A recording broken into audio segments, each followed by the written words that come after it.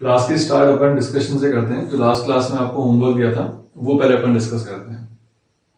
Next जो question है अपने पास एक्सरसाइज 1 पार्ट 3। तो 1 पार्ट 3 का जो होमवर्क है उसमें match the column, first match the column. इसमें फर्स्ट मैच द कॉलम में आपको दे रखा है, जिसका एक एक पार्ट अपन कंसीडर करते हैं। ए ऑप्शन है P is a point in the plane ABC, position vector of A, B, C are A vector, B vector, C vector respectively, है ना। और ये तो A, B, C तो हो गया आपके पास एक ट्राइंगल, और साथ में इसमें आपको क्या दे रखा है कि P पॉइंट है, ये A, B, C जिनके position vector A vector, B vector और C वेक्टर गिवन है। साथ में लिखा हुआ है P जो है with respect to P origin. तो P जो है वो आपके पास कोई भी ऑरिजिन दे रखा है, तो P जो हो गया वो ऑरिजिन पर हो गया। तो अब क्वेश्चन में लिखा हुआ है कि if B vector plus C vector dot with B vector minus C vector will be equal to 0, that means modulus of B square minus modulus of C square 0। This implies modulus of B will be equal to modulus of C।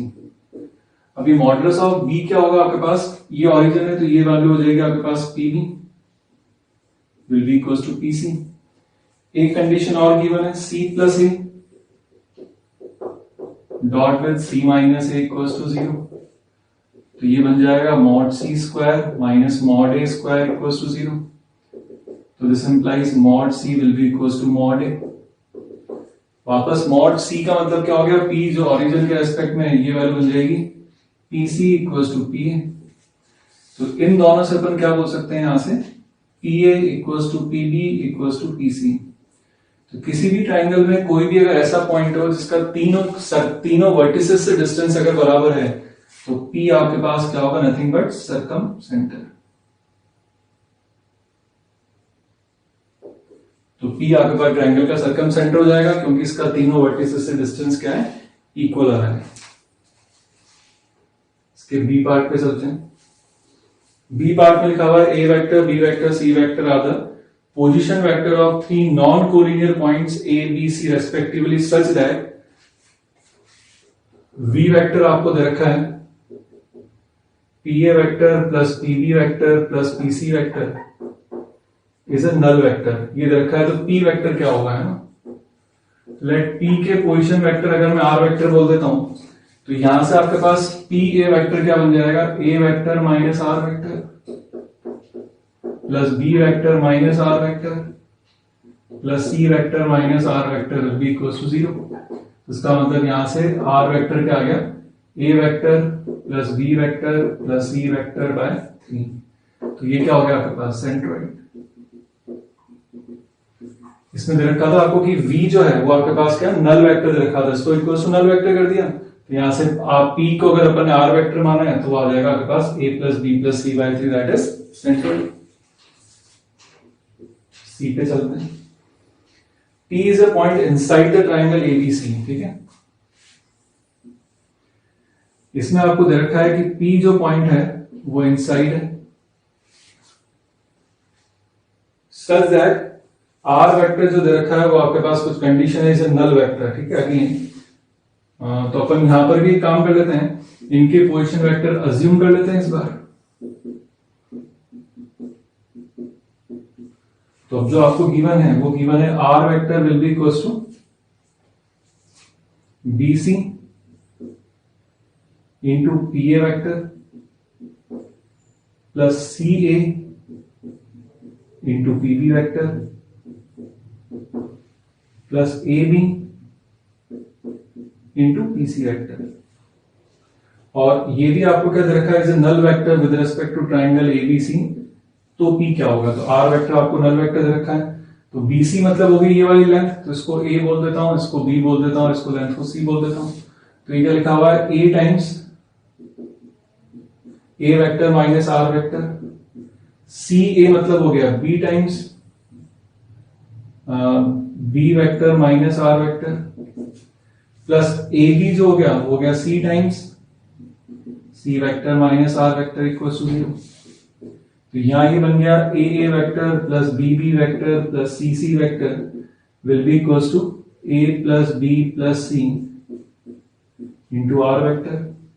तो R vector आ गया A vector plus B vector plus C vector divide by A plus B plus सी।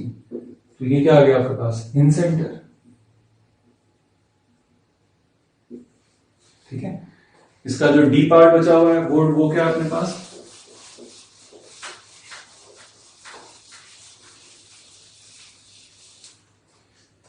ये तो अपने पास सी हो गया ना। इसके डी पार्ट में आपको दे रखा है P is a point in the plane of triangle ABC such that scalar product this vanishes with respect to triangle ABC। तो P पॉइंट क्या होगा, है ना। तो वापस अपन यहां पर A B C, तो इसको A वेक्टर, इसको B वेक्टर, इसको C वेक्टर बोल देता हूं, नहीं भी बोलो चलो ठीक है। और P अगर कोई भी पॉइंट मैंने ले लिया तो आपको जो कंडीशन गिवन है वो क्या गिवन है, पहली कंडीशन गिवन है PA vector dot CB vector vanishes मतलब 0, और दूसरी कंडीशन गिवन है PB vector dot AC vector this also 0। तो यहां पर अगर अपन देखें तो PA वेक्टर, तो PA वेक्टर तो आपके पास हो गया, ये PA वेक्टर हो गया, और CB वेक्टर जो हो गया वो ये हो गया। तो कह रहा है दोनों परपेंडिकुलर है, तो इसको अगर मैं आगे एक्सटेंड कर देता हूं तो ये इसके परपेंडिकुलर आएगा। तो इसका मतलब यहां से कंडीशन निकल गई कि PA परपेंडिकुलर टू CB हो गया, एंड फिर वापस PB, ये हो गया सॉरी ये PB, तो PB वेक्टर जो हो गया परपेंडिकुलर टू AC हो गया। इसको फिर वापस अगर मैं पीछे लेके जाता हूं तो ये तो पॉइंट P है, तो ये इसके परपेंडिकुलर हो गया, तो इसका मतलब यहां से PB परपेंडिकुलर टू AC हो गया। तो इसका मतलब PA BC के परपेंडिकुलर है और PB AC के परपेंडिकुलर है। तो इसका मतलब सीधा से क्या कहते हैं, एल्टीट्यूड्स हो गई, और एल्टीट्यूड्स का इंटरसेक्शन पॉइंट क्या होता है, ऑर्थो सेंटर। तो ये आपके पास जो स्पेशल पॉइंट्स होते हैं ना ट्राइंगल के, उनके ऊपर मैच द कॉलम है। तो ये आपके पास सारे पॉइंट्स इसमें कवर हो गए, आपके पास circumcentre, centroid, incentre and orthocentre. Exercise 2 part 3 question number 5। 2 part 3 का जो क्वेश्चन नंबर 5 है, इसमें आपको क्या दे रखा है, the DCs of the lines, आपको फाइंड क्या करना है, DCs of the lines bisecting the angle between the lines whose DCs are this. इसका मतलब आपके पास जो इस क्वेश्चन नंबर 5 के अंदर जो दो लाइंस गिवन है ना आपको, ये दो लाइंस हो गई, तो दोनों लाइन के आपको डीसीज गिवन है ना। तो इस लाइन के डीसीज है L1 M1 N1, और इस लाइन के डीसीज है L2 M2 N2। तो ये डायरेक्ट आपके पास हो गया यूनिट वेक्टर, ये भी हो गया यूनिट वेक्टर। तो इनके दो जो बाइसेक्टर्स आपको मिलेंगे, ये दो बाइसेक्टर्स हो गए। एक बाइसेक्टर को B1 बोल देता हूं, दूसरे बाइसेक्टर को B2 बोल देता हूं। तो ये जो बाइसेक्टर होगा लैम्डा टाइम्स आपके पास क्या हो जाएगा, A cap plus B cap. तो ये डायरेक्टली A कैप मिल रहा है, इसका मतलब डियास ऑफ बाइसेक्टर B1 वो क्या आएंगे आपके पास, L1 plus L2, M1 plus M2 N1 plus N2। लेकिन अपने को फाइंड करना है इनके डीसीज, ठीक है, और साथ में दे रखा है एंगल बिटवीन। तो cos थीटा जो रहेगा वो एंगल बिटवीन द लाइंस जो रहेगा वो आपके पास रहेगा L1 L2 plus M1 M2 plus N1 N2। तो ये तो हो गया डियास, तो दिस इंप्लाइज डीसीज जो रहेंगे वो आपके पास डीसीज क्या हो जाएंगे, L1 plus L2 upon under root of L1 plus L2 का whole square plus M1 plus M2 का whole square plus N1 plus N2 का होल स्क्वायर। सिमिलरली दूसरा डीसी हो जाएगा M1 प्लस M2 अपॉन वापस ये वाली वैल्यू आएगी, और तीसरा हो जाएगा N1 प्लस N2 अपॉन ये वैल्यू फिर आ जाएगी। तो अब अपने को ये वाली वैल्यू कैलकुलेट करनी है, तो इसको अलग से अपन कैलकुलेट करते हैं। बनेगा क्या, देखो L1 square plus M1 square plus N1 square 1 plus L2 square plus M2 square plus N2 square again 1 plus 2 times L1 L2 M1 M2 N1 N2। तो वो कितना हो गया cos थीटा, तो 2 cos थीटा। तो ये बन जाएगा 2 तो बाहर आ गया, 1 plus cos theta, that is 2 cos square theta by 2। तो यहां से आपके पास BCs ऑफ बाइसेक्टर, तो BCs ऑफ बाइसेक्टर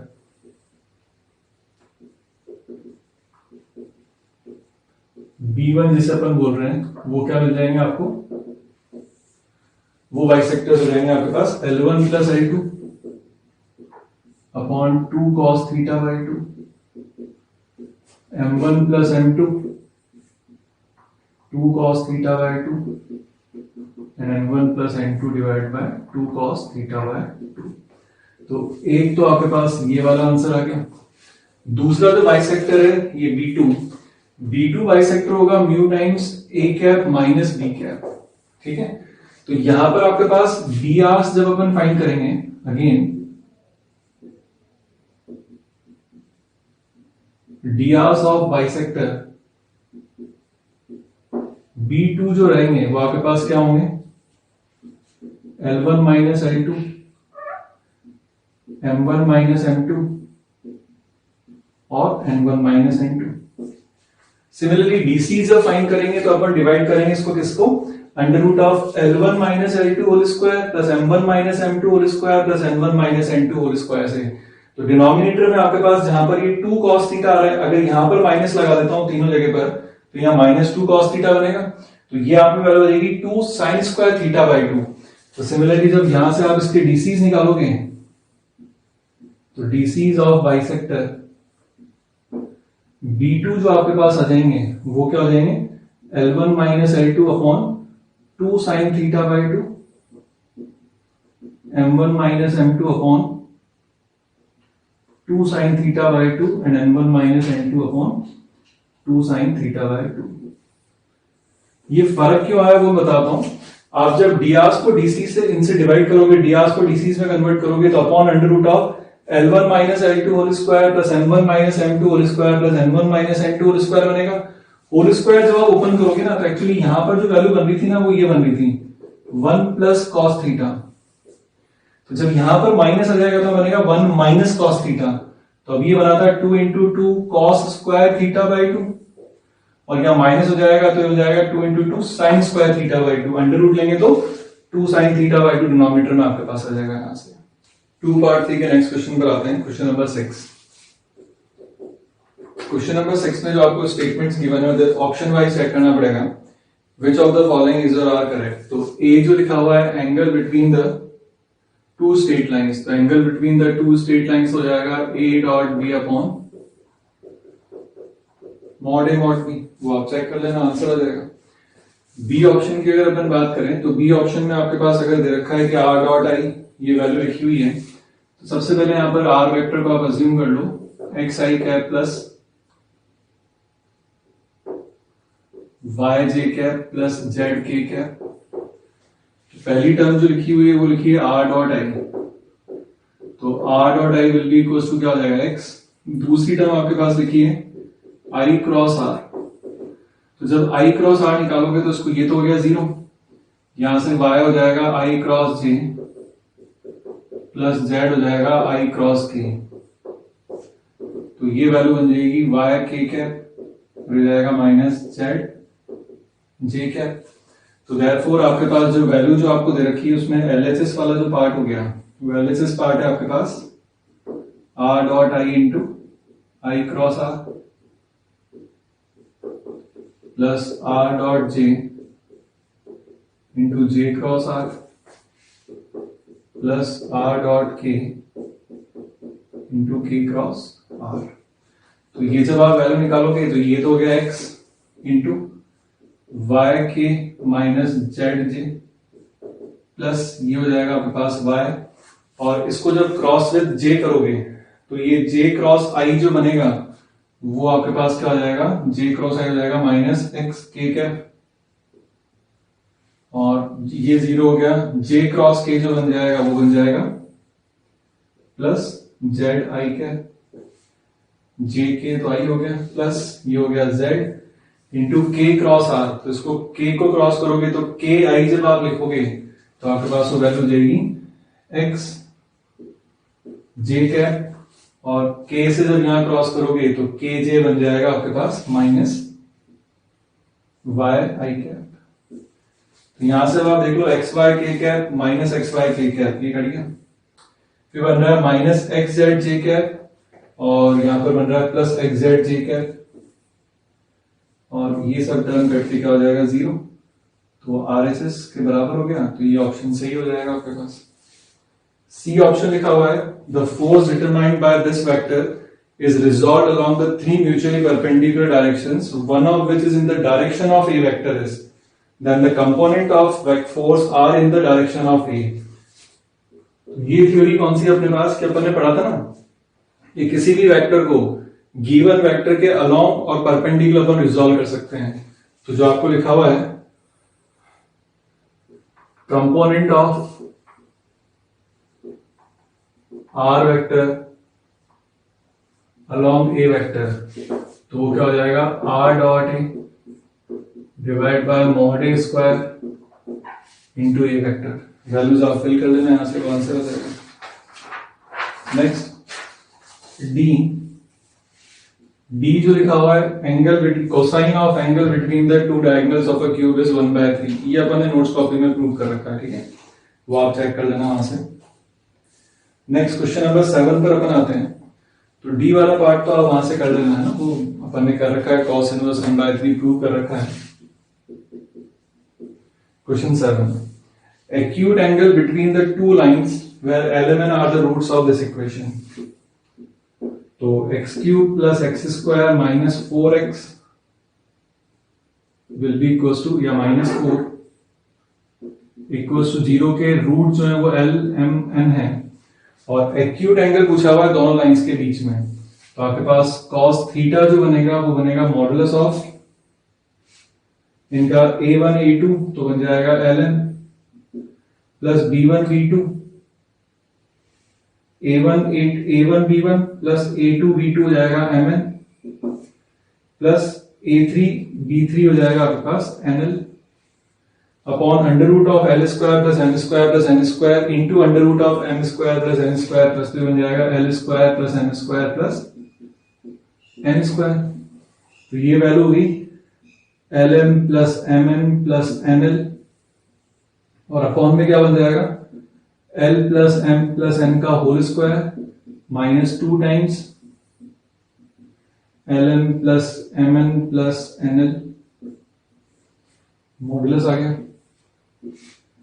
अगर एलिमेंट्स के रूट्स हैं तो ये तो लिखा हुआ है सम ऑफ रूट्स, और ये लिखा है sum of product of roots taken two at a time. तो सम ऑफ रूट तो हो गया -1, और ये हो गया sum of product of roots taken two at a time, that is minus कितना हो गया, -4। तो -4 ये हो गया -1 का स्क्वायर दैट इज 1, माइनस जो हो गया, अब ये कितना हो गया अपने पास -4, तो माइनस माइनस प्लस 8, तो ये वैल्यू हो गया आपके पास 4/9। तो इसका मतलब थीटा जो हो गया, cos थीटा की जो वैल्यू आ गई वो हो गया आपके पास 4/9, ये एक्यूट एंगल आ गया। तो अपने को आंसर जो दे रखा है cos इनवर्स, cos साइन और इनवर्स दे रखा है, तो इंटर कन्वर्जन यूज करके आप वहां पर साइन इनवर्स या 2 cos थीटा की फॉर्म में आप उसमें आंसर निकाल सकते हो, ठीक है। नेक्स्ट क्वेश्चन नंबर 8 पर मूव करते हैं।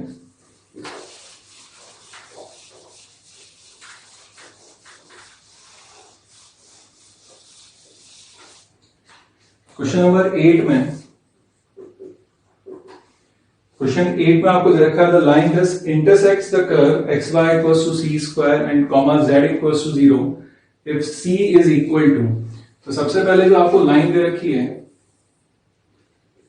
x minus 2/3 equals to y plus 1/2 equals to z minus 1/-1। तो इस लाइन के ऊपर मैं कोई भी पॉइंट अगर मैं अज्यूम कर लेता हूं, let any point on this line be p, कितना बनेगा आपके पास, इसको इक्वल्स टू लैम्डा कर देता हूं, तो 3 lambda plus 2, 2 lambda minus 1 minus lambda plus 1। साथ में लिखा हुआ लाइन जो है उन कर्व को इंटरसेक्ट कर रही है, तो इसका मतलब this point p also satisfy xy equals to क्या condition, c square comma z equals to 0, तो सेटिस्फाई करा देते हैं।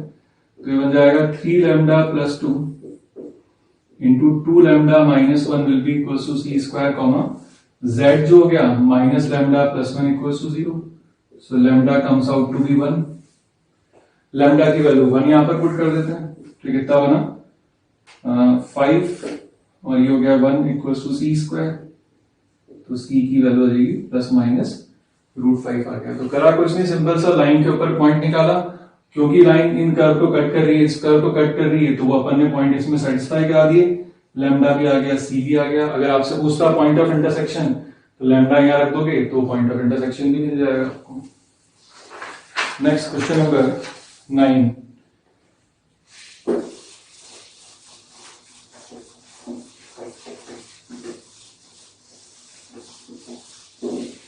क्वेश्चन नंबर 9 में देखा जाए तो क्वेश्चन नंबर 9 में क्या पूछा हुआ आपसे? The three lines this and this are concurrent. तो तीनों लाइंस कॉन्करेंट हैं. इसका मतलब तीनों लाइन एक ही पॉइंट पे इंटरसेक्ट करेंगी. तो अगर अपन पहली लाइन देखें तो लिखी हुई x minus 1/3, y minus 2/2, z minus 3/1. अच्छा, अब जो सेकंड लाइन लिखी है थोड़ा सा उसको कोफिशिएंट x y z के 1 बनाते हैं. तो x का कोफिशिएंट तो 1 है, y का कोफिशिएंट लिखा हुआ है 2, y वाली टर्म लिखी 2y माइनस 4. तो उसमें से 2 से डिवाइड कर दो, y minus 2/3/2 equals to z वाली टर्म में 3 से डिवाइड कर दो, तो z माइनस 3 बाय कितना हो जाएगा 1/3. ये वैल्यू होगी आपके पास. अब देखा जाए तो इन दोनों लाइन के लिए अगर अपन पॉइंट ऑफ इंटरसेक्शन देखें तो इनका जो पॉइंट ऑफ इंटरसेक्शन आ रहा है, कहां पे आ रहा है वो पॉइंट ऑफ इंटरसेक्शन? 1 2 3 1 2 3 दिख रहे हैं इनके पॉइंट. तो पॉइंट ऑफ इंटरसेक्शन 1, 2, 3 आ जाएगा. ठीक है. अब since this point P 1 2 3 also satisfy third line, और थर्ड लाइन क्या आपके पास x minus lambda square by 3 equals to y minus 2/2 equals to z minus 3/λ. Put कर देते हैं 1 2 3 वैल्यू. तो 1 minus lambda square by 3, 2 put करोगे तो ये 0 हो गया, और 3 पुट करोगे तो ये भी 0 हो गया यहां से. इसका मतलब यहां से लैम्डा स्क्वायर की जो वैल्यू आ जाएगी आपके पास वो कितनी आ जाएगी 1. So lambda comes out to be 1 और -1. लेकिन but for lambda equals to 1, third line क्या बन रही है देखना. लैम्डा की वैल्यू अगर 1 पुट कर देंगे तो थर्ड लाइन जो बन जाएगी वो बन जाएगी x minus 1/3 will be equals to y minus 2/2 will be equals to z minus 3/1. तो ये जो लाइन बनी है ये फर्स्ट लाइन के बराबर आ गई. इसका मतलब क्या होगा, इंटरसेक्ट नहीं करेंगे, थर्ड लाइन क्या हो जाएगी कोइंसाइड कर जाएगी फर्स्ट लाइन के साथ. तो लैम्डा की वैल्यू 1 नहीं हो सकती है. Therefore lambda is only equals to -1. ये अपने 2 पार्ट 3 के क्वेश्चन डिस्कस हो गए. आज के डिस्कशन के बाद अपन अब थ्योरी पर मूव करते हैं. नेक्स्ट अपन देखते हैं कि दो प्लेन्स के बीच में एंगल कैसे निकालेंगे. दो प्लेन्स के बीच में जो एंगल होता है वो उनके नॉर्मल्स के बीच में जो एंगल होता है वही डिफाइन होता है. The angle between the two planes is the angle between their normals. इसका मतलब अगर मैं इक्वेशन ऑफ प्लेन्स अगर मैं ले लेता हूं, if equation of planes r vector dot n1 vector will be equals to d1 and r vector dot n2 vector equals to d2, comma then angle between vectors, angle between two planes is cos theta will be equals to n1 dot n2 divided by mod n1 mod n2. तो ये वही हो जाएगा, normals के बीच में जो angle होगा वही दो प्लेन्स के बीच में एंगल होगा, और दो वेक्टर्स के बीच का एंगल क्या होता है a dot B upon mod a mod b cos theta हो गया.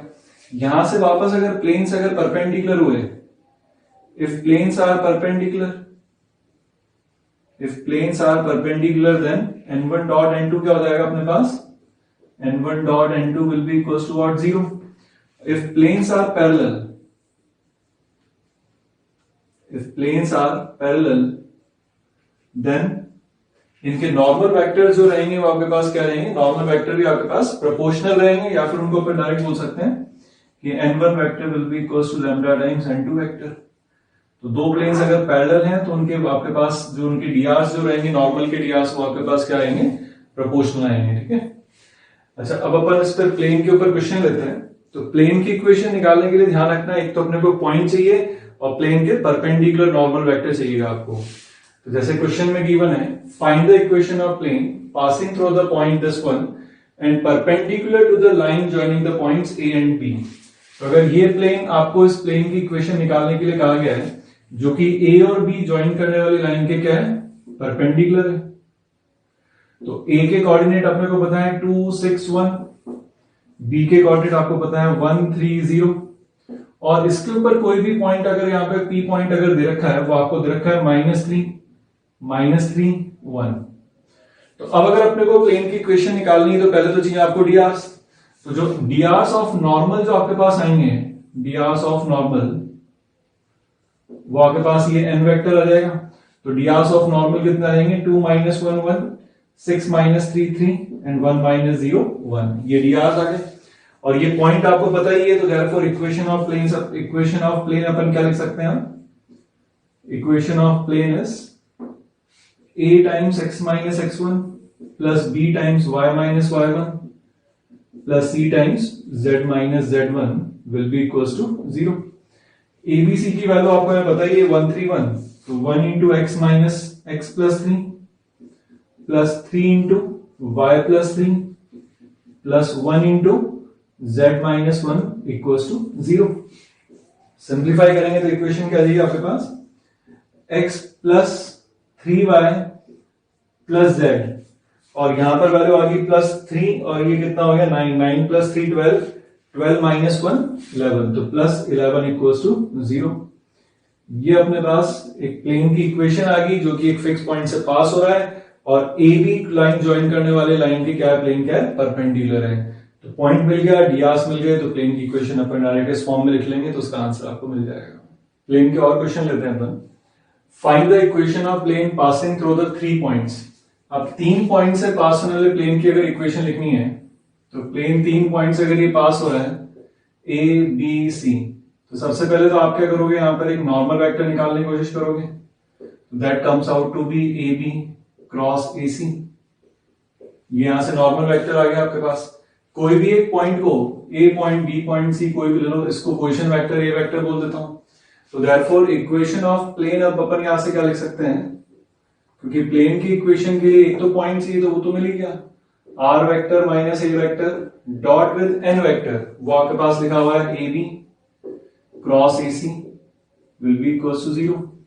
ये बन गया आपके पास STP, R minus A B A C box product will be equals to 0। अब बॉक्स प्रोडक्ट को अगर सॉल्व करें तो determinant R minus A that is x minus 1, y minus 0, z minus 1। A B vector बनेगा आपके पास 2 - 1 1, 1 minus 0 1, -1 -1 -2। फिर ए C vector will B 0 -1 -1, 0 - 0 0 and 2 - 1 is 1। इस determinant को आप एक्सपेंड कर लो, x minus 1 इंटू आपके पास आ जाएगा 1, माइनस y के साथ क्या आएगा आपके पास 1 minus 1 minus of minus that is 1 - 1, तो दैट इज हो गया 1 - 2, तो हो गया -1, प्लस z -1 के साथ क्या आएगा आपके पास 1 माइनस दैट इज 1। सिंप्लीफाई करोगे तो ये हो गया x plus y plus z -1 -1 2, तो इक्वल्स टू 2। तो ये आपके पास इस क्वेश्चन का आंसर आ गया। नेक्स्ट क्वेश्चन पे चलते हैं। इसमें क्या गिवन है देखते हैं। Find the equation of plane passing through a point and parallel to 2 vectors B vector and C vector. तो इस बार आपको ये गिवन है कि प्लेन जो है एक पॉइंट से पास हो रहा है, उसके पोजीशन वेक्टर ए वेक्टर बोल देता हूं, और ये जो प्लेन है दो वेक्टर्स के आपके पास क्या है, पैरेलल है। तो ये दो वेक्टर्स मान लो यहां पर ये हो गए, तो ये वेक्टर्स आपके पास दो वेक्टर्स हो गए जिसके प्लेन क्या है, पैरेलल है।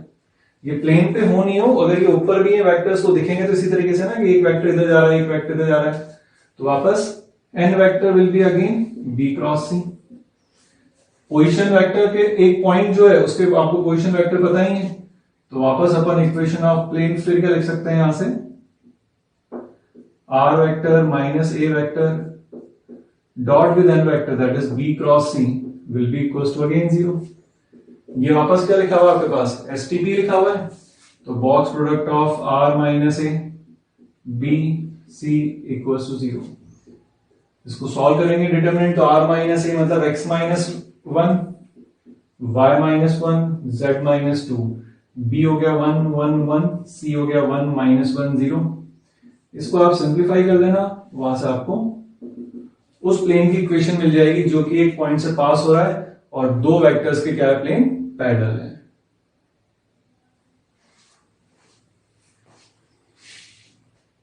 Next question, find the equation of plane passing through the point 2 3 5 and cutting equal intercepts on the coordinate axis. अगर इंटरसेप्ट की बात हो रही है तो अपन प्लेन की इक्वेशन जो अज्यूम करेंगे, let equation of plane in intercept form b x upon a plus y upon b plus z upon c equals to 1। लेकिन आपको यहां पर गिवन है कि प्लेन जो है इक्वल इंटरसेप्ट्स कट कर रहा है कोऑर्डिनेट एक्सिस पर, इसका आंसर सीधा सा क्या हो गया, a equals to b equals to c। तो जैसे ये a equals to b equals to c आप यहां पर पुट करोगे तो इक्वेशन बन जाएगी x plus Y plus Z equals to b और c की वैल्यू a रख दो तो ये a बन गया। ये फाइंड करने के लिए आपको कंडीशन गिवन है कि प्लेन कहां से पास हो रहा है, इट पासेस थ्रू पॉइंट 2 3 5। जैसे आप सेटिस्फाई कराओगे तो 2 plus 3 plus 5 equals to a, that comes out to be a equals to 10। तो देयरफॉर इक्वेशन ऑफ प्लेन हो गई x plus Y plus Z will be equals to 10। ये इसका answer हो गया। नेक्स्ट क्वेश्चन पर, find the equation of plane parallel to the given plane and cutting intercepts on the coordinate axis whose sum is 115। तो given plane के parallel plane लिखने के लिए कहा गया आपसे, तो एक प्लेन तो गिवन है, ये जो प्लेन है ये तो आपको गिवन है इसी x plus 5y minus 4z plus 5 equals to 0। तो सबसे पहले तो गिवन प्लेन के अगर पैरेलल प्लेन लिखना है तो सबसे पहले तो आप क्या लिखोगे, equation of plane let equation of plane parallel to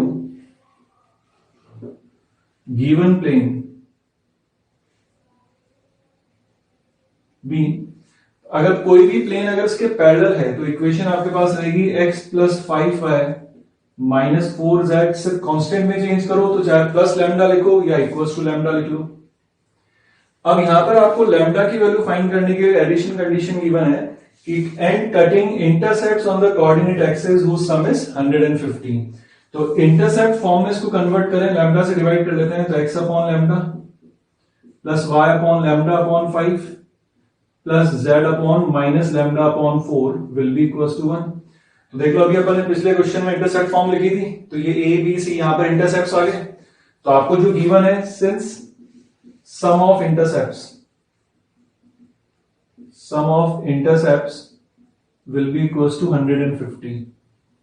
intercepts का सम आपको 150 गिवन है, तो देयरफॉर इंटरसेप्ट x इंटरसेप्ट कितना हो गया, लैम्डा, y इंटरसेप्ट हो गया आपके पास लैम्डा बाय 5 और z इंटरसेप्ट हो गया आपके पास minus lambda by 4 will be equals to 0 will be equals to what 150। तो यहां से अगर अपन कैलकुलेट करें तो कितनी वैल्यू हो जाएगी, 20 प्लस 4, एलसीएम 20 लेता हूं, तो 20 प्लस 4 माइनस 5, तो 20 minus 5 19 lambda will be equals to 20 उधर मल्टीप्लाई होगा तो 19 lambda will be equals to 150 into 20। तो that means it comes out to be, तो लैम्डा की वैल्यू जाएगी आपके पास 3000 डिवाइड बाय लैम्डा। ये जो वैल्यू आई है इसको आप फर्स्ट इक्वेशन के अंदर पुट कर दो बस। जैसे आप फर्स्ट में पुट करोगे तो देयरफॉर आपका जो इक्वेशन ऑफ प्लेन जो आपको चाहिए थी, इक्वेशन ऑफ प्लेन इज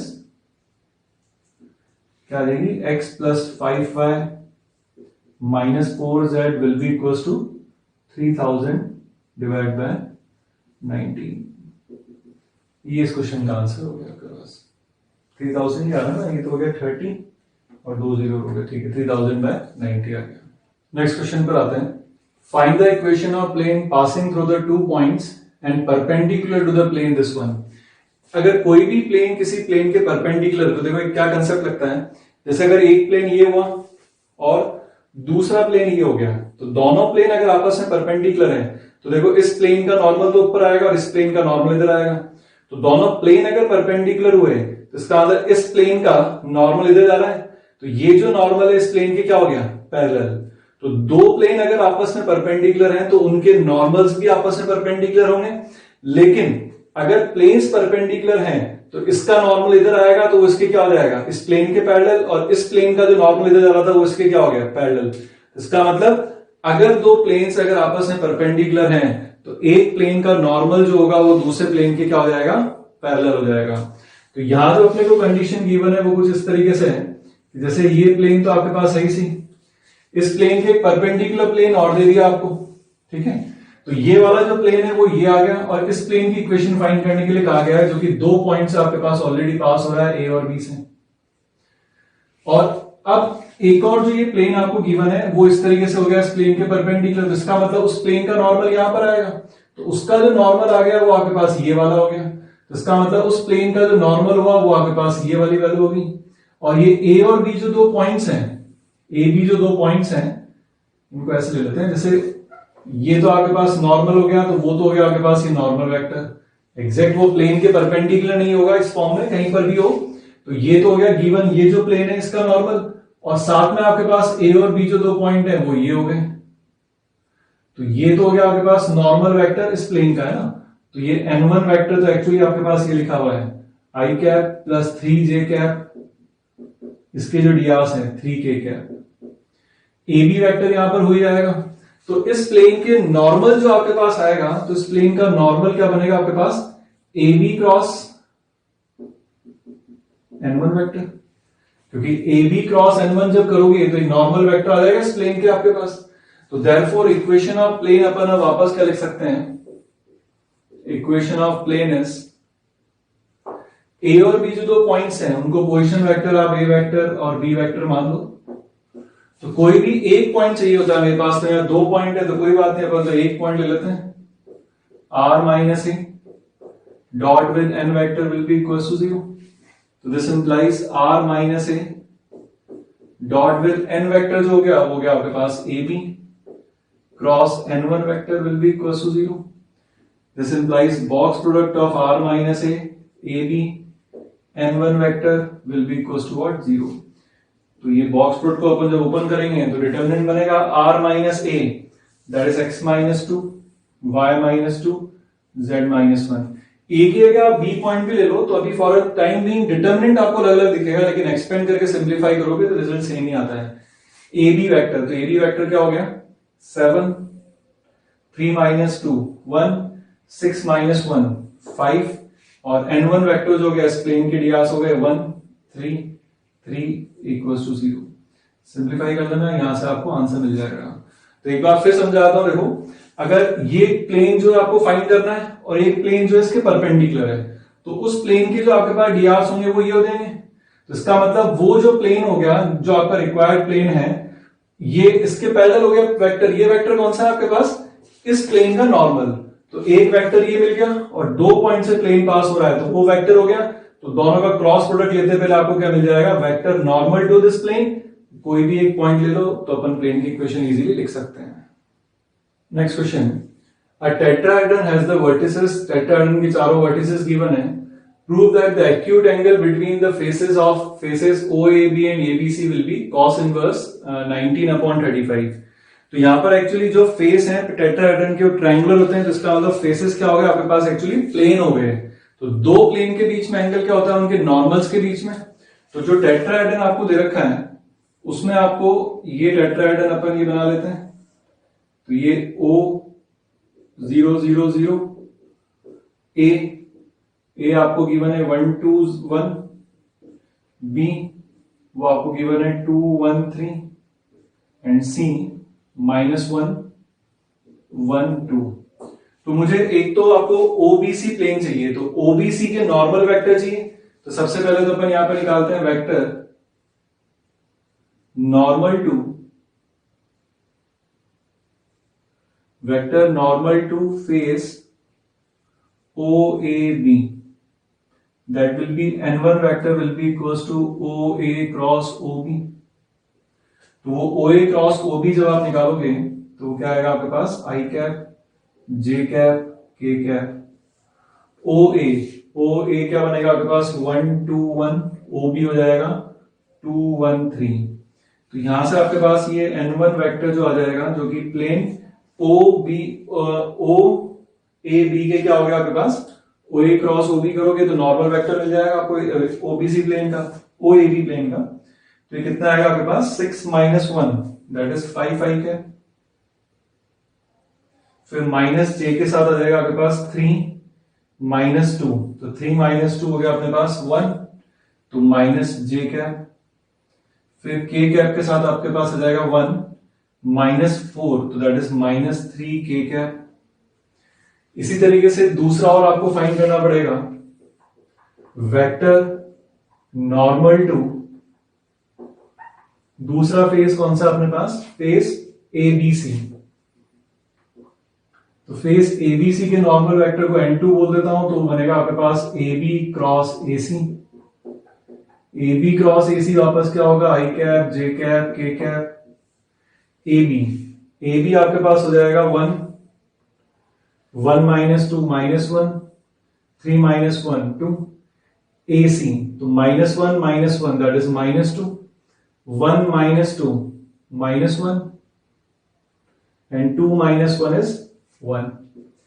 इसको सिंप्लीफाई करते हैं तो आपके पास आई कैप के साथ क्या आएगा -1 +2, तो -1 +2 दैट इज आपके पास ही हो गया आई कैप। जे कैप के साथ क्या आएगा 1 +5 1 +4 5, तो लेकिन माइनस वहां पे तो -5j, और k के साथ आ जाएगा आपके पास -1 और -1 और -2, तो दैट इज -3 k कैप। ये n2 वेक्टर हो गया। तो therefore angle between faces OAB and ABC, आपको एक्यूट एंगल फाइंड करना है तो अपन cos थीटा मॉडुलस लगा देते हैं n1 dot n2 divide by mod n1 mod n2। n1 और n2 आपको पता है, तो a डॉट b कितना हुआ 5 plus 5 plus 9 divide by √a² plus b² plus c², तो कितना हुआ ये आपके पास 10 प्लस 25 35, और ये भी आपके पास वापस हुई 35, तो √35 इंटू √35 मॉडुलस, उसका मतलब थीटा जो आ गया वो आपके पास आ गया cos इनवर्स 19/35। जो प्रूव करना था वो प्रूव हो गया आपके पास। तो ये अपन ने क्या करा angle between two faces find करा है, तो फेसेस का मतलब प्लेन्स हो गया आपके पास, और दो प्लेन के बीच में एंगल क्या होगा उनके नॉर्मल्स, दोनों प्लेन के नॉर्मल्स निकाल लिए OA cross OB AB cross AC, और वेक्टर्स के बीच में एंगल निकाल लिया, मतलब नॉर्मल्स के बीच में एंगल निकाल दी, दोनों प्लेन्स के बीच में एंगल भी आ गया आपके पास। अब अपन देखते हैं angle between line and plane कैसे कैलकुलेट करते हैं। अगर आपको कोई भी ये प्लेन दे रखा है और ये लाइन दे रखी है, इनके बीच में अगर एंगल निकालना है तो इनके बीच में ये एंगल आपके पास मान लो ये थीटा हो गया। तो लाइन की इक्वेशन आपके पास हो गई r vector equals to a vector plus lambda times some b vector, और प्लेन की इक्वेशन आपके पास हो गई r vector dot n vector will be equals to some d vector. ये प्लेन की इक्वेशन हो गई। तो इसका मतलब मुझे लाइन के ऊपर एक तो पॉइंट मिल गया, और ये लाइन के क्या मिल गया मुझे ds, मतलब वेक्टर जिसके ऊपर पैरेलल है b वेक्टर मिल गया। नॉर्मल के लिए मेरे को यहां पर क्या मिल गया प्लेन का नॉर्मल, तो ये आपके पास नॉर्मल हो गया n वेक्टर। तो ये एंगल तो आपके पास कितना होगा 90 डिग्री। तो मैं तो ये वाला एंगल कैलकुलेट कर सकता हूं क्योंकि ये दो वेक्टर्स के बीच में एंगल है, तो ये कितना होगा 90 माइनस थीटा। तो एक्चुअली जो थीटा जो है वो अपने पास क्या है angle between line and plane. ये तो angle between line and plane हो गया, लेकिन अब angle between B vector and N vector निकालता हूं, तो therefore cos of 90 minus theta, 90 degree minus theta will be equals to क्या हो जाएगा आपके पास, N dot B divide by modulus of N modulus of B, तो that comes out to be sine theta will be equals to N dot B divide by modulus of N modulus of B.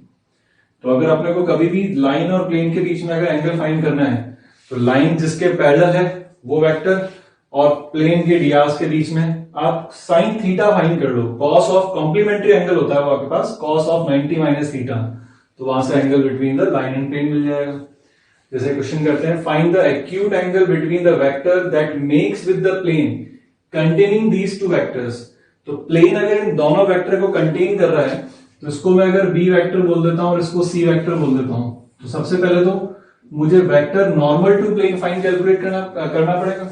तो वो N vector क्या बनेगा आपके पास, B cross C, that means I cap J cap K cap. B vector हो गया आपके पास 2 3 -1, और सी वेक्टर हो गया आपके पास 1 -1 2। इसको कैलकुलेट करें तो 6 + 1 5 आई कैप, जे के साथ रहेगा आपके पास +5 जे कैप, और के साथ रहेगा -2 माइनस, दैट इज माइनस के कैप। ये आपके पास यहां से क्या आ गई, इसकी वैल्यू आ गई। अच्छा, इसके साथ कितना आएगा 4 -1, इसके साथ रहेगा 4, यहां पर भी माइनस रहेगा, ये वैल्यू हो गई आपके पास, है ना। 4 आई के 6 + 1 6 -1, फिर जे के साथ आ जाएगा 4 + 1 माइनस, और यहाँ आ जाएगा -1 माइनस, ये वैल्यू आ गई। तो देयरफॉर, और लाइन ये वेक्टर हो गया आपके पास, जो वेक्टर हो गया इसको मैं कुछ ए वेक्टर बोल देता हूं। तो अभी भी देखा जाए तो लाइन और प्लेन के बीच में एंगल क्या निकाला आपने, एक वेक्टर और नॉर्मल के बीच में तो एंगल निकाला हुआ आपने। तो वापस यहां पर वो फॉर्मूला क्या लग जाएगा, cos ऑफ 90 माइनस थीटा मतलब सीधा सा sine theta will be equals to n dot b divide by modulus of n modulus of b। पूरे का मॉडुलस लगाता हूं क्योंकि मुझे एक्यूट एंगल फाइंड करना है। तो यहां से आपके पास n डॉट b जो आएगा वो n डॉट b कितना मिलेगा अपने को, n dot b, sorry b vector अपने पास एक्चुअली ये हो गया है ना, ये n डॉट a बोल देता हूं इसे, ये n डॉट a। तो ये कितना हो गया अपने पास, n डॉट a करेंगे तो 10 माइनस +10 -5 डिवाइड बाय, ये कितना हो गया अपने पास 4 + 4 8 + 1 9, दैट इज 3, और ये वाली वैल्यू होगी अपने पास 5, तो बाहर आ गया √3। कितनी वैल्यू होगी अपने पास, ये 20 15, तो 15 से 15 तो कैंसिल हो गया, 1/√3। तो that means theta comes out to be sine inverse 1/√3। ये इसका आंसर आ गया। नेक्स्ट स्टोरी पे मूव करते हैं। अ प्लेन एंड अ पॉइंट। अब प्लेन और पॉइंट के बीच में क्या क्या रिलेशंस रखते हैं। प्लेन और पॉइंट के बीच में जो रिलेशंस हैं वो आपके पास पॉइंट का प्लेन से perpendicular distance, foot of perpendicular image, और distance between two parallel planes. ये चीजें आपने को यहाँ पर पढ़नी है। तो ये जो एक्चुअली रिजल्ट्स है ना, इनके एग्जैक्ट रिजल्ट्स वो के वही हैं जो अपन ने 2D में स्ट्रेट लाइन में पढ़े थे, कि distance between distance of a point, distance perpendicular distance of a point from line, foot of perpendicular image. सिर्फ एक जेड वाला कंपोनेंट यहाँ पर और आपके पास इंट्रोड्यूस हो जाता है सिर्फ, है ना। तो देखो रिजल्ट जो है वो मैं लिख देता हूं, फिर आपको बता दूंगा कि किस तरीके से आते हैं। बाकी आपको रिजल्ट्स डायरेक्ट को याद रखने हैं, ठीक है। तो जैसे अगर ये आपको कोई भी प्लेन दे रखा है, ax + by + cz = d, अगर मान लो ये +d = 0 आपको प्लेन दे रखा है, और ये कोई भी पॉइंट दे दिया आपको, मान लो x1 y1 z1, तो इससे परपेंडिकुलर डिस्टेंस ये m हो गया, ये p पॉइंट जो p डैश हो गई इसकी इमेज हो गई m जो हो गया, और ये बराबर रहेगा, और m जो हो गया वो आपके पास फुट ऑफ परपेंडिकुलर हो गया, ठीक है। तो अब अपना काम जो रिलेशंस है वो मैं आपको पहले लिखा देता हूं। जैसे मुझे अगर परपेंडिकुलर डिस्टेंस अगर कैलकुलेट करना है, कैसे कैलकुलेट करेंगे, कैसे आता है रिजल्ट, वो मैं बता दूंगा आपको, लेकिन आपको डायरेक्ट फॉर्मूले ध्यान रखना है। परपेंडिकुलर डिस्टेंस की अगर अपन बात करें तो pm, जैसे अपन स्ट्रेट लाइन में करते थे, पॉइंट को इसमें सेटिस्फाई करा दो, ax1 plus by1 plus cz1 plus d। Plane की general equation divide by under root of A square plus B square आता है, यहाँ पर A square plus B square plus C square आ जाएगा। ये परपेंडिकुलर डिस्टेंस का फॉर्मूला हो गया। फुट ऑफ परपेंडिकुलर का फॉर्मूला वो वापस आपके पास हो जाएगा x minus x1 upon A, y minus y1 upon B, z minus z1 upon सी। तो यहां तक तो अपन ने स्ट्रेट लाइन में पढ़ाई था ना, x minus x1 upon A, y minus y1 upon B, z component और आ गया equals to minus times ax1 plus by1 plus cz1 plus d divide by a square plus b square plus c square. ये foot of perpendicular का formula आ गया, ये perpendicular distance आ गया। Image के लिए क्या करते हैं अपन, सिर्फ अगर अपने को इमेज निकालनी है तो इमेज के फॉर्मूला क्या होता था, सिर्फ अपने पास कहां चेंज होता था, यहां पर माइनस 2 टाइम्स आ जाता था, तो वही चीज हो गई यहां पर x minus x1 upon A, y minus y1 upon B, z minus z1 upon C equals to minus 2 times ax1 plus by1 plus cz1 plus d divide by a square plus b square plus c square. ये image वाला formula हो गया वो का वही। अब दो planes के बीच में अगर दो पैरेलल प्लेन्स है आपके पास, जैसे एक प्लेन ये हो गया और दूसरा प्लेन ये हो गया, दोनों प्लेन के बीच में अगर मुझे परपेंडिकुलर डिस्टेंस अगर कैलकुलेट करना है तो इस प्लेन की इक्वेशन, अगर ये पैरेलल प्लेन्स हैं, इसकी इक्वेशन अगर ax plus by plus cz plus d1 equals to 0 है, तो इसकी इक्वेशन हो जाएगी आपके पास ax plus by plus cz plus d2 equals to 0। अब इनके बीच में परपेंडिकुलर डिस्टेंस अगर कैलकुलेट करना है तो डिस्टेंस बिटवीन पैरेलल प्लेन्स के बीच में डिस्टेंस कैलकुलेट करने से पहले आपको दोनों प्लेन में ax plus by plus cz वाली चीज जो रहनी पड़ेगी सेम रहनी पड़ेगी, प्रोपोर्शनल नहीं होनी चाहिए, एग्जैक्ट इक्वल होनी चाहिए। तब डायरेक्ट अपन लिख लेते हैं c1 minus c2 upon under root of a square plus b square, straight line में पढ़ा था, तो वही चीज आ जाएगी d1 minus d2 divide by under root of a square plus b square plus c square का मॉडुलस। तो ये डिस्टेंस बिटवीन पैरेलल प्लेन का फॉर्मूला भी हो गया आपके पास, ठीक है।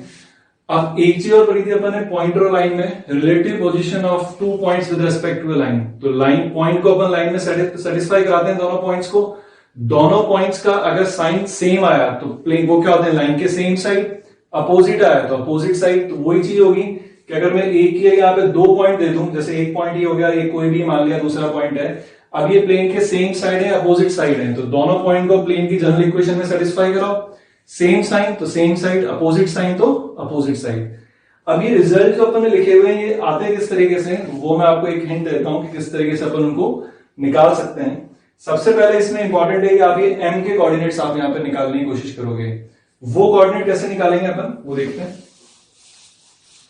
क्योंकि एक बार m आ जाएगा ना आपके पास तो perpendicular distance, foot of perpendicular, image सब आ जाएगा आपके पास। तो सबसे पहले तो यहां पर अगर ये प्लेन गिवन है तो मुझे इसके डियास पता पड़ गए, ये डियास पता पड़ गए, तो इसके जो डियास होंगे वो इसके डियास क्या होंगे आपके पास a b c। तो मैं इक्वेशन ऑफ पीएम लाइन लिख सकता हूं, तो equation of line PM will be x minus x1 upon A equals to y minus y1 upon B equals to z minus z1 upon C equals to like lambda बोल देता हूं इसको, ताकि इसके ऊपर m पॉइंट के coordinate में लिख सकूं। तो m पॉइंट के कोऑर्डिनेट क्या देंगे आपके पास, x1 plus a lambda, y1 plus b lambda and z1 plus c lambda. अब लैम्डा की वैल्यू कैलकुलेट करने के लिए क्या करें अपन, ये जो m है ये इस प्लेन के ऊपर भी तो है, since m also lies on plane, ax plus by plus cz plus d equals to 0। तो इस पॉइंट को इस प्लेन में सेटिस्फाई करा दो। तो इस पॉइंट को जैसे आप प्लेन में सेटिस्फाई कराओगे क्या रिलेशन आएंगे, जैसे सेटिस्फाई कराओगे आपके पास आ जाएगा a x1 plus a lambda plus b y1 plus b lambda plus c z1 plus c lambda will be equals to 0. तो this equals to, यहां से lambda की वैल्यू जब आप निकालोगे तो वो आ जाएगा minus times ax1 plus by1 plus cz1 plus d, यहां तक प्लस d भी है, divided by a square plus b square plus c square. तो ये जो आपके पास वैल्यू आई है आप इसके अंदर पुट कर दो। तो जैसे पुट करोगे तो वहां से x जो आएगा वो फुट ऑफ परपेंडिकुलर मिल गया। तो फुट ऑफ परपेंडिकुलर अभी जो अपन ने फॉर्मूला लिखा था, देखो ये तो लिखा था x upon x1 by y upon y1 by b z upon z1 by c equals to minus times ये वैल्यू थी। एक बार जब फुट ऑफ परपेंडिकुलर आ गया तो डिस्टेंस फॉर्मूले से परपेंडिकुलर डिस्टेंस निकाल सकते हैं। m जो है p और p डैश का क्या है, मिड पॉइंट है, तो सेक्शन फॉर्मूले से इमेज के कोऑर्डिनेट्स भी आ जाएंगे। तो अपने पास एक चीज और अपन ने यहां पर सीखी है कि अगर कभी आपको कहा जाए कि find the point of intersection of line and plane, find the point of intersection of line and plane, तो लाइन के ऊपर कोई भी पॉइंट ले लेना इन टर्म्स ऑफ लैम्डा, उस पॉइंट को प्लेन में जैसे सेटिस्फाई कराओगे लैम्डा की वैल्यू आपको मिल जाएगी, वापस यहां पर पुट कर दोगे इस जगह पर m में, तो आपको क्या मिल जाएगा, point of intersection of a line and a plane. आज का ये होमवर्क नोट कर लो।